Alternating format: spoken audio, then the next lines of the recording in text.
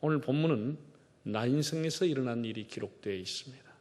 가버나움에서 남쪽으로 40km 떨어진 지점, 예루살렘하고 가버나움 그 중간 지역 정도로 보면 되겠습니다. 백부장이 하인의 병을 고쳐주시고 이만한 믿음을 가진 자를 본 적이 없다고 칭찬하시던 예수님께서 제자들과 나인성으로 들어가시는데 마침 성 안에서 나오던 장례 행렬과 조우하게 됩니다.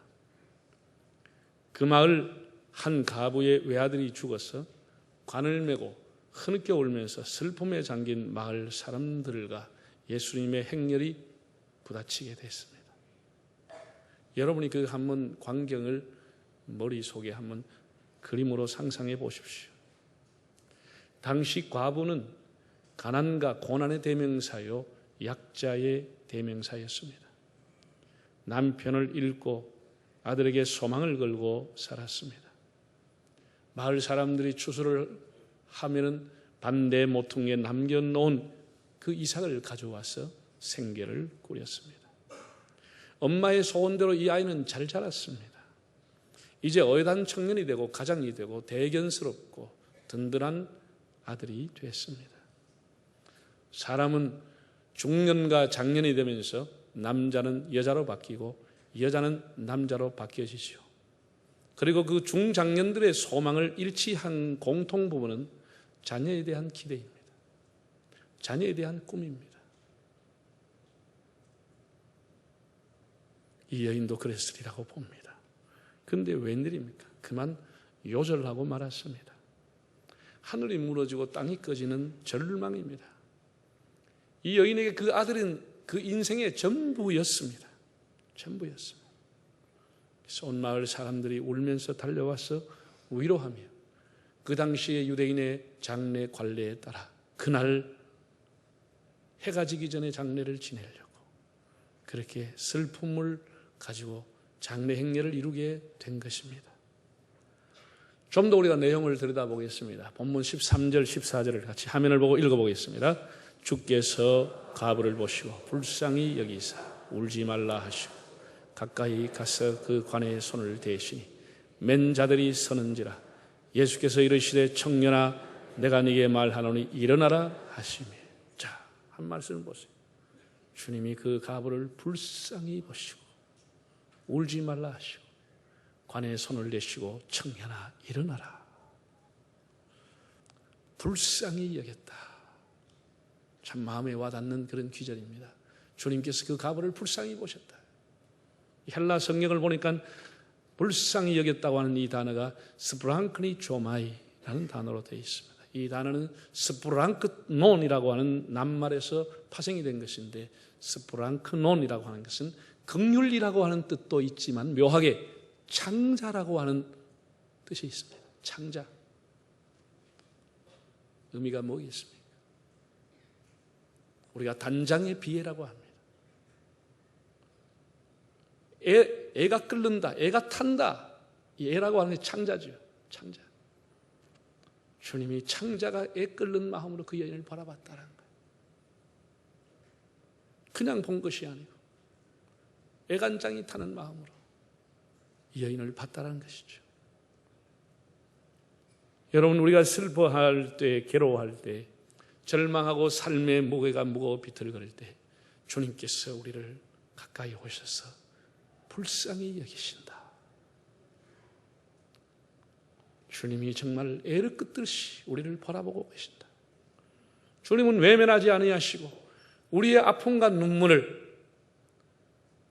창자가 뒤틀리는 그런 마음으로 주님 우리를 보고 계시고 불쌍히 여겨주십니다. 그리고 예수님은 이렇게 말씀했습니다. 그 여인에게 울지 말라. 참 짧은 말씀입니다. 우리가 어떤 사람에게 울지 말라고 할 수가 있겠습니까? 이런 슬픔을 당한 사람한테 감히 어떤 사람도 말할 수 없죠.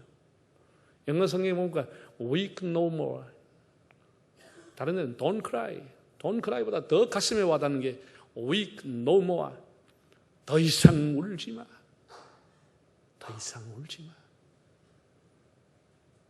예수님은 이 여인에게 네가 비통의 눈물과 절망의 눈물을 더 이상 흘릴 필요가 없다. 눈물 끝!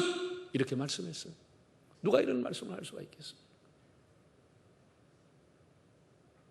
한나라고 하는 여인이 엘가나라고 하는 여인에 의해서 멸시를 받고 조롱을 당하고 자식이 없는 것 때문에 서름을 받았습니다. 실로라고 하는 성막에 올라가서 하나님 앞에 사무엘상 1장에 보면 통곡하며 기도할 때 하나님과 심정이 통하게 됩니다. 그 이후에 다시는 얼굴에 수심이 없더라. 걱정 끝, 수심 끝, 눈물 끝이 됐던 한나. 하나님을 만나면 이런 일이 일어나게 될 줄로 믿습니다. 하나님을 만났다고. 히스기야 왕이 자기의 수완이 닿았다는 통보를 들었을 때 벽을 향하여 하나님 앞에 전심으로 기도하며 회개했다고 그랬어요. 하나님 앞에 통곡하며 눈물로 기도했던 그에게 하나님의 선지자 이사야를 보냈습니다. 이사야가 이렇게 와서 말했습니다. 하나님께서 내게 이렇게 말했습니다. 내가 너의 눈물을 보았고 너의 기도를 들었노라. 이제는 통곡 끝, 눈물 끝이 되었던 히스기야. 하나님 그에게 새로운 생명을 주었습니다. 예수님은 이 가부에게 울지 말라. No more. 더 이상 울지 말라. 이렇게 말씀을 했습니다. 왜 슬퍼하느냐? 왜 걱정하느냐? 무엇 두려워하느냐? 아무 염려 말아라. 큰 어려움에도 큰 아픔이 있어도 이제 아무 걱정하지 마. 내가 널 붙들어 주리. 주님께서 그를 붙들어 주었습니다. 왜 슬퍼하느냐? 뭘 걱정하느냐? 주님을 만난 사람은 세상적인 걱정이 끝이 나고 세상적인 비통함이 끝나는 것입니다. 또 가까이 가셔서 그 간에 손을 대셨다고 했습니다. 정통적인 유대인 바리새인과 서기관이라면 이렇게 하면 안 되죠. 율법을 중시하는 유대인들이 멀리 해야 될 것, 가까이 하지 말아야 될 것 두 가지가 있는데 그 중에 하나는 문둥병자, 나한 자, 가까이 하면 안 되죠. 또 한 가지는 시체. 예수님은 갈래와 형식을 초월하시고 참 긍휼의 마음으로 그 여인에게 다가왔습니다. 사랑과 긍휼이라고 하는 것은 형식을 초월하는 것입니다. 정말 불쌍히 여기는 마음으로 오셨어요. 이 청년이 다시 생기와 생명이 돌아오고 슬픔에 잠긴 여인이 정상으로 돌아와 기쁨이 회복된 것은 예수님의 긍휼, 예수님의 사랑 때문인 줄 믿습니다. 예수님의 긍휼이라고 합니다. 현장에서 가늠하다가 잡힌 여인, 사람들에게 멸시와 차별받던 사마리아의 여인, 12의 혈루증으로 고통당하는 여인들이 새로운 생명, 새로운 인생을 살게 된 것은 이렇게 긍휼이 많으신 주님을 만났기 때문인 것입니다. 오늘 이 험한 시대를 살아가는 저와 여러분들 한 분 한 분이 우리가 다 하나님의 긍휼을 입은 삶인 줄 믿습니다. 주님이 우리를 다 덮어주시는 것, 주님 우리를 불쌍히 여겨주시는 것이. 그래서 우리가 오늘까지 주의 은혜로 살아가게 되는 겁니다. 그 다음에 주님이 가까이 오셔서 간에 손을 대시며 이르시되 청년아 내가 네게 말하노니 일어나라.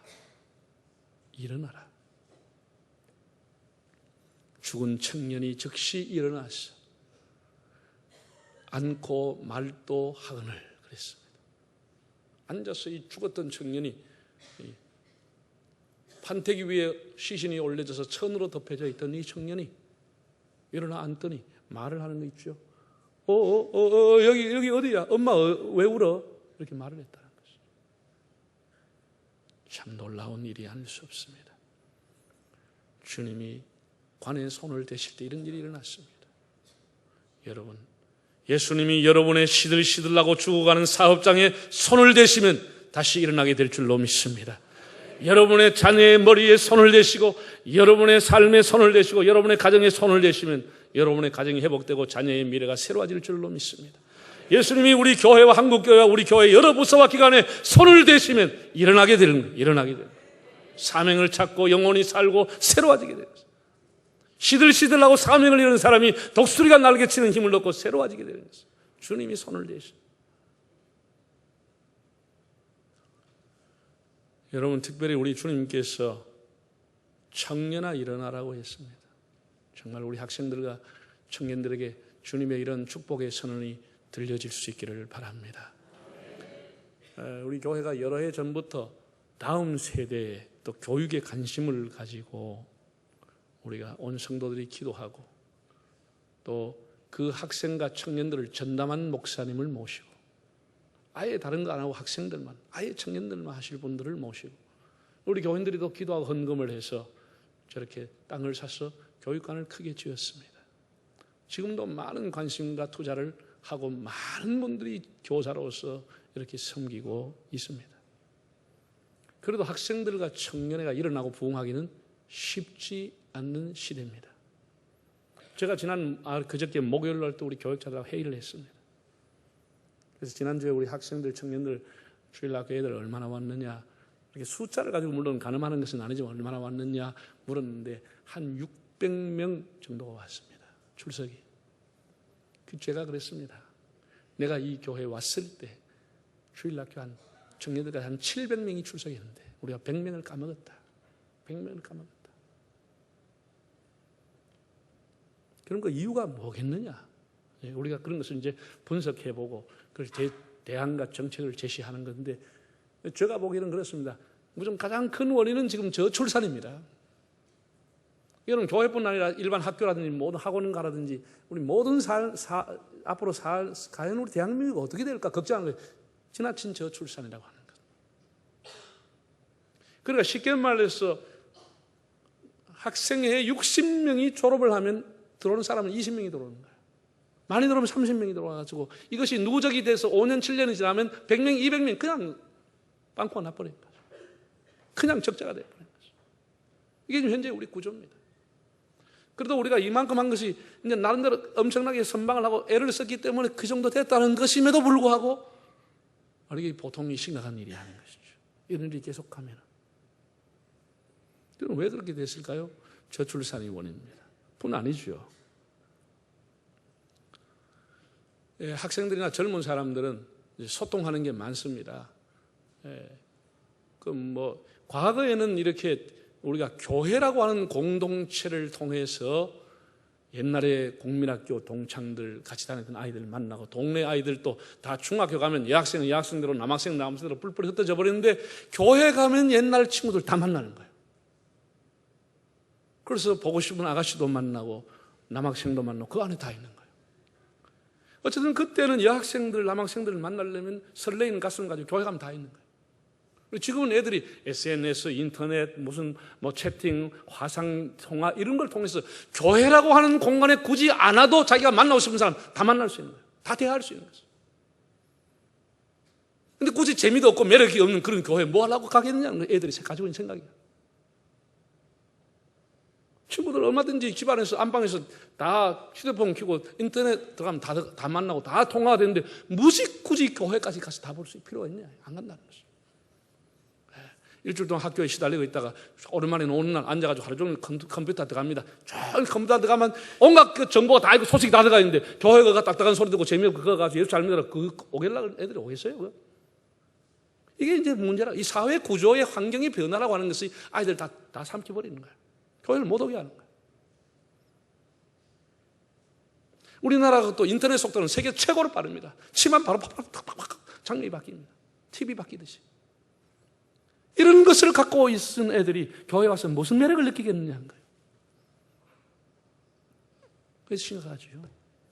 그 다음에 또 문제는 교회 중직자의 가정과 교회 집사님 가정의 자녀라 할지라도 부모라 할지라도 그 부모가 신앙을 우선순위로 삼지 않아요.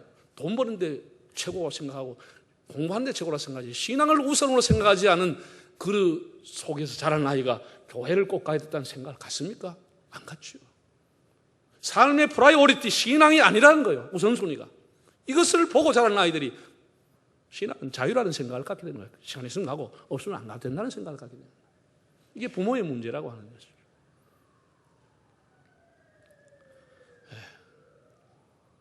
그리고 애들이 바빠요. 바쁩니다. 뭐 공부도 해야 되고 뭐 컴퓨터도 들어가 봐야 되고 항상 애들이 이제 쫓기고 바쁘죠. 청년들이 못 나온 이유가 뭐냐면 청년 실업 문제. 그래도 뭔가 공부해가지고 취업을 빨리 해야 되고 부모님의 기쁨이 돼야 되는데 취업을 해야 된다. 아니면 돈을 벌기 때문에 아르바이트를 해야 된다. 바쁘고 하니까 교회를 나올 시간이 없다는 것이죠. 그리고 이 이유를 들어보면 다 그럴듯해. 그러니까 우리가 여기에서 복음을 전하며 다음 세대의 신앙을 가르치며 계승한다고 하는 것이 얼마나 어려운 현장인지 모릅니다. 얼마나 어려운지. 그러나 여러분 잘 들으십시오. 우리 교회라고 하는 성경을 여러분 보십시오. 하나님은 뭐 10대, 20대라도 하나님이 기다렸다가 역사한 줄 아세요? 하나님은 성경에 보면 10대를 통해서 세상의 물꼬를 바꾼 일이 얼마든지 많습니다. 다윗이라고 하는 소년은 16살, 17살에 불과했지만 이스라엘의 최고의 적이었던 골리앗을 하나님 이름으로 쳐부수고 영광을 하나님 앞에 돌리며 역사의 물꼬를 바꿨습니다. 그게 10대 티네이저. 에스더라고 하는 여아이는 천혜의 고아였습니다. 10대 때 고아였습니다. 그의 사촌 오빠 모르드게가 불쌍해서 자기 집에 데려가서 키우면서 소위 말해서 제자 훈련을 신앙교육을 선민 사상교육을 시켜서 어쩌다 왕비가 됐어.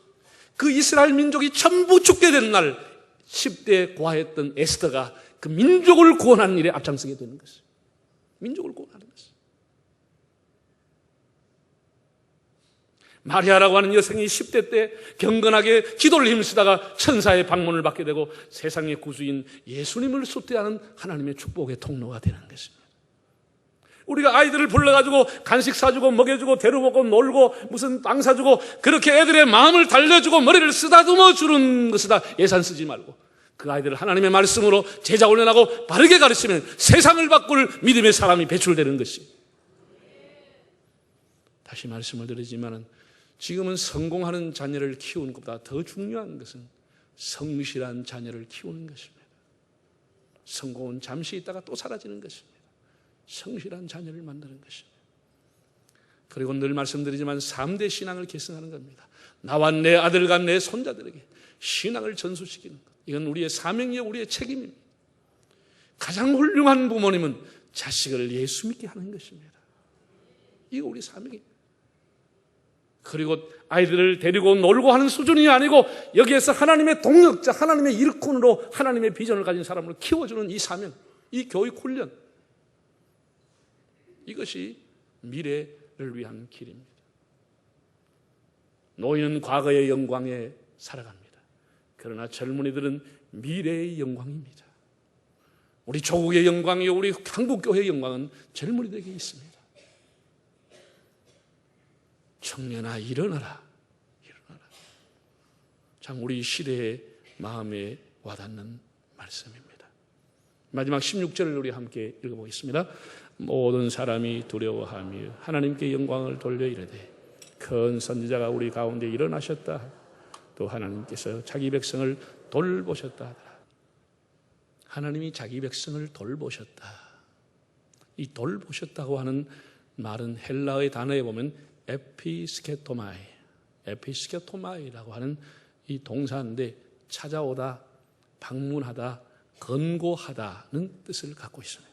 특별히 의사가 왕진에서 환자를 돌볼 때 의사가 집으로 찾아가서 환자를 찾아가서 환자를 돌볼 때 에피스케토마이 그걸 돌보다 이렇게 사용했습니다. 하나님께서 죄악 많은 세상에 죄를 날마다 짓고 살아가는 우리들에게 찾아오셔서 우리 이렇게 우리의 마음과 우리의 신앙을 돌봐주시는 것을 그냥 스쳐 지나가지 아니하시고 우리를 돌봐주시는 하나님. 이 난성 가부의 아들이 살아나는 것을 보고 온 주민들이 말하기를 하나님께서 친히 그 백성을 돌보시도다. 할렐루야. 하나님 오늘도 우리의 형편을 돌봐주시는 것입니다. 사랑하는 성도 여러분, 사람이 살아가면서 아픔과 눈물과 갈등과 상처가 없을 수는 없습니다.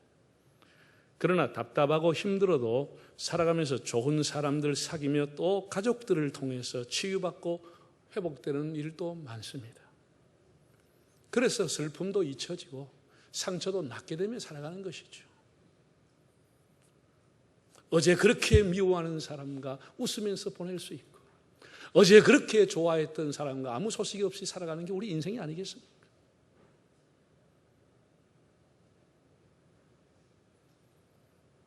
그러나 죽음이 주는 아픔과 눈물과 슬픔이라고 하는 것은, 그리고 자식이 먼저 죽는 이 아픔이라고 하는 것은 쉽게 이 세상에서 치유되지를 않습니다. 웃지만은 다 울고 있는 것이요. 그 쉽게 없어질 수 있는 게 아닙니다. 그 자리를 메워질 수 있는 게 아닙니다. 이 세상에는 진정한 위로가 없습니다. 이 난생 가부의 슬픔과 그 이별, 누가 그 자리를 메워주겠습니까? 자기 인생의 전부였던 아들이 갔는데 누가 그를 메워줄 수 있겠습니까? 오늘 이 말씀의 가장 중요한 메시지는, 이렇게 절망적이고 어떤 사람도 그 자리를 메워줄 수 없지만은 예수님만이 해답이라고 하는 사실을, 이것이 바로 복음입니다. 이것을 오늘 성경은 가르쳐주고 있습니다. 우리 인생에 예수님만이 해답이라고 하는 것, 예수님만이 우리의 눈물의 근본을 닦아줄 수 있다고 하는 것을 가르쳐주고 있습니다. 이게 복음입니다. 여러분, 우리가 11월 22일 날 새생명전도 주최를 합니다. 우리가 이런 기회에 예수님을 소개하고 사람들에게 예수님을 만나게 하는 것입니다. 세상에 짐을 지고 비틀거리는 사람들,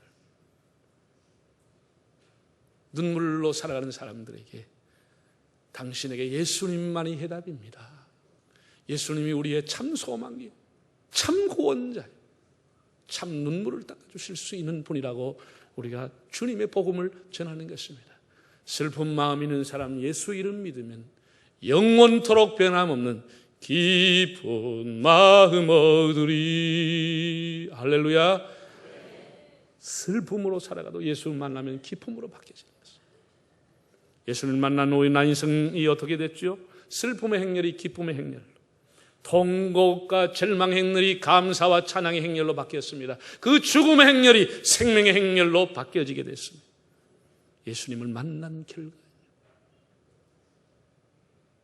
나옴이라고 하는 여인이 보아스를 만나가지고 자기 며느리가 결혼했습니다. 그리고 루시 아들을 낳았습니다. 다시 그 아들을 품고 나갔을 때 동네 사람이 뭐라고 했습니까? 이것은 나오미가 낳은 자식이나 마찬가지다. 다윗의 종조모가 된 루트, 나오미. 그래서 그 옛날의 이름을 다시 찾았습니다. 나를 나오미라 부르지 말라, 기쁨과 희락이라 부르지 말라, 나는 쓴 인생, 나는 괴로운 인생이다 라고 말했던 나오미가 이제는 다시 보아스를 만난 이후에, 보아스는 예수님을 상징하는 겁니다. 보아스를 만난 이후에 다시 그의 이름이 나오미로 회복이 되는 것입니다. 절망과 비통에 빠져있던 이 나인성의 가부가 예수님을 만난 이후에 그 기쁨이 다시 회복이 되는 것입니다. 우리를 회복시켜줄 자는 예수밖에 없습니다. 오늘도 나를 불쌍히 여겨주시는 하나님, 내 가까이서 울지 말라고 눈물 닦아주시는 하나님, 일어나라고 용기와 생기를 주시면서 끝까지 나를 세밀하게 돌봐주실 하나님, 여러분 그 하나님을 사랑하시고 그 하나님을 의지하시고 그 하나님의 복된 소식을 전파하며 살아가는 삶이 되시기를 바랍니다. 다 머리